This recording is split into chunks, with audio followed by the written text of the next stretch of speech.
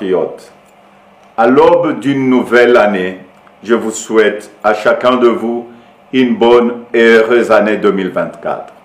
Qui dit année nouvelle, dit résolution personnelle. Nous venons de vivre ensemble une histoire qui nous lie à jamais. Je vous remercie tous pour la grande confiance que vous m'avez manifestée tout au long de la campagne où nous avons pu nous parler et dresser de plans d'avenir. Je remercie tous mes alliés pour leur soutien. Je vous remercie tous pour le vote massif que vous m'avez accordé. Au cours de nos rencontres, j'ai constaté que nous voulions tous un avenir meilleur pour nos familles, nos enfants. La sécurité pour tous, la santé, les écoles, l'eau, l'électricité, de routes, de ponts, de bacs, de l'emploi, le salaire décent, un logement. Toutes ces choses simples qui devraient faire la dignité de tout Congolais, nous en rêvons. Je n'ai pas oublié les espoirs que vous avez placés en moi. Je n'ai pas oublié non plus vos exigences sur la qualité de celui qui doit gouverner notre pays. Vous me l'avez clairement exprimé. Vous voulez que le pays soit dirigé par des hommes intègres, ayant le sens de la justice et du bien commun.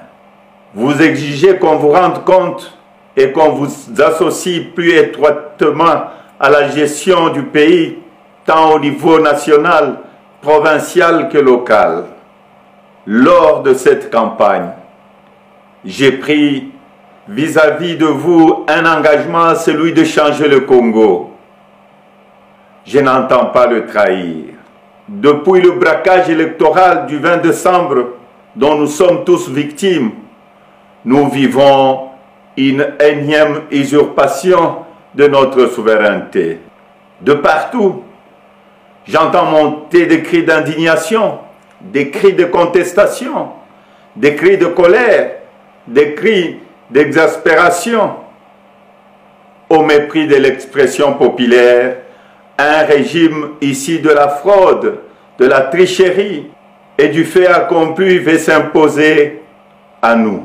Il n'en sera jamais question, absolument jamais. À l'aube de cette année nouvelle, au cours de laquelle nous aspirons à la paix, à la sécurité, à la stabilité et au développement, nous savons tous que nous ne pourrons jamais bâtir une nation apaisée et tisser le lien du vivre ensemble sur le mensonge, la fraude et la tricherie. Nous ne pourrons jamais bâtir un pays, un État, une nation sans retrouver notre fierté qui appelle à pouvoir choisir librement nos dirigeants. Le serment de liberté que nous ont légué le Père fondateur repose sur le lien sacré qui doit exister entre le peuple congolais et ses représentants. Tromper notre peuple ne fait qu'aggraver la lancinante crise de légitimité qui perdure dans notre pays et nous fait passer à côté de grands espoirs. Mes chers compatriotes, à vous tous qui avez porté vos suffrages sur moi, à vous tous qui savez qu'ensemble, un nouveau Congo est possible, je vous fais le serment de ne jamais vous abandonner. Nous entrons aujourd'hui dans une autre phase de notre quête pour la liberté. Nous devons ensemble soustraire notre pays demain de la prédation, de la corruption, de la gabegie et de toutes les injustices. C'est pourquoi, avec d'autres compatriotes, avec les forces sociales et politiques et prise de liberté, un sursaut citoyen est nécessaire. Sauver notre démocratie est devenu plus qu'une priorité. C'est un devoir et je ne faillirai pas à mon devoir citoyen. Raison pour laquelle je vous demande de ne pas baisser le bras, de ne pas céder au découragement ou au pessimisme, mais bien au contraire, de reprendre la marche que nous avons engagés ensemble. Parce que rien n'est fini, tout est encore possible. Et ce nouveau Congo, nous y avons droit et nous ne laisserons à personne le droit de briser le rêve que nous avons de le bâtir ensemble. Notre Constitution nous invite à nous opposer à tout groupe d'individus qui veut prendre le pouvoir et s'y maintenir en dehors de la volonté du peuple congolais. Pour notre dignité et l'avenir de nos enfants, nous sommes tenus de souscrire à tout le moyen qu'elle met à notre disposition pour refuser la fraude et l'installation de la dictature.